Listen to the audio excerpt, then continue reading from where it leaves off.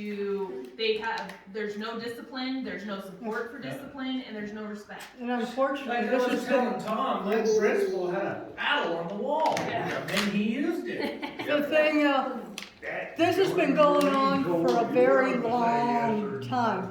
My best girlfriend was a substitute teacher in the Denver area.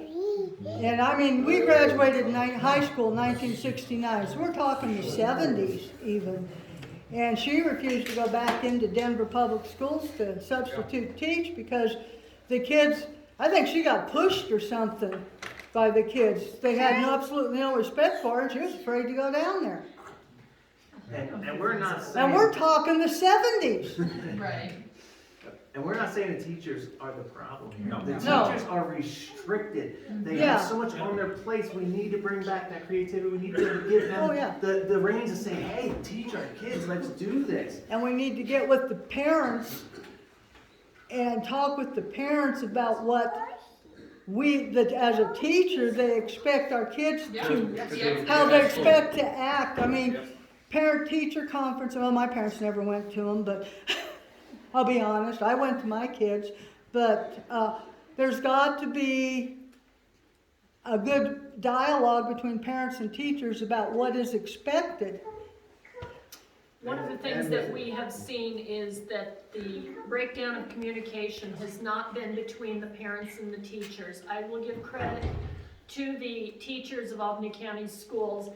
They have been very forthcoming in reaching out to the parents and communicating. The administration and the school board is where the communication breakdown is largely occurring. And it is the school board and the superintendent that set the vision and the goals and the mission of the district.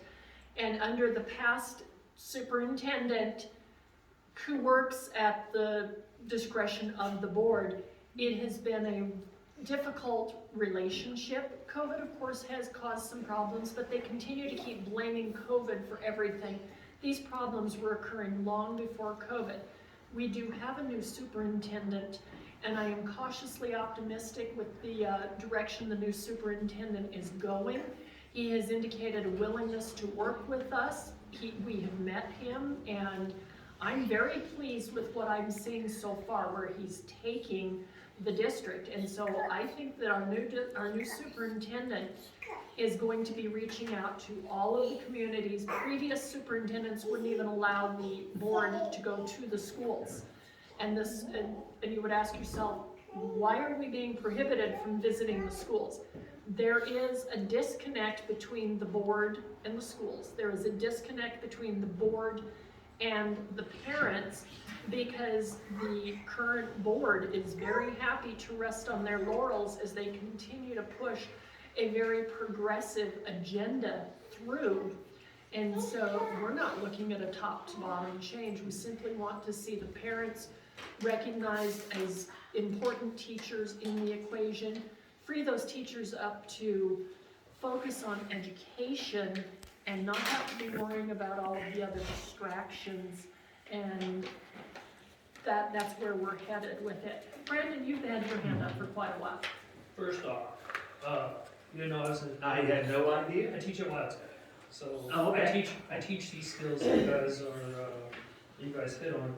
He's also running for city council. Yeah.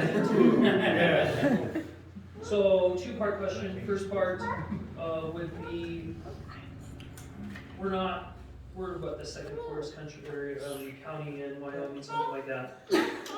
How would you bring these trades to the high schools? Second part is, how would you go about giving teachers the freedom to teach?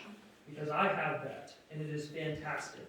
Nobody tells me day to day what I need to teach. So one of the biggest problems that teachers have right now is professional development. They don't have any. Professional what? They've got professional development people in schools that are not helping their teachers, and that's a common complaint by a lot of teachers. If we don't have any professional development, nobody's helping us to teach these kids. Nobody's helping us how to manage. The biggest problem our teachers have is crowd control. They don't have any say. what we need to do is get the principals involved and say, when there's a problem in the classroom, it comes to the principal. Now, the principal's hands are tied, but it's him to deal with it. It should be dealing with the parents, take the problem out of the classroom so that the teachers can teach. And then the budget thing, how do you bring the Okay, trades? so we do have we are the second poorest county in the state, we always have been.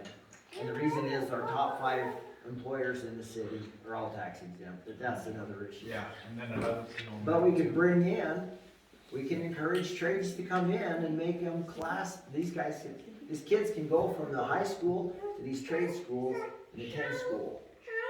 It could be part of their high school program.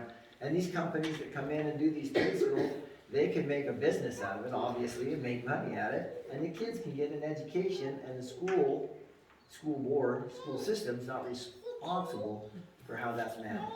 My son did that.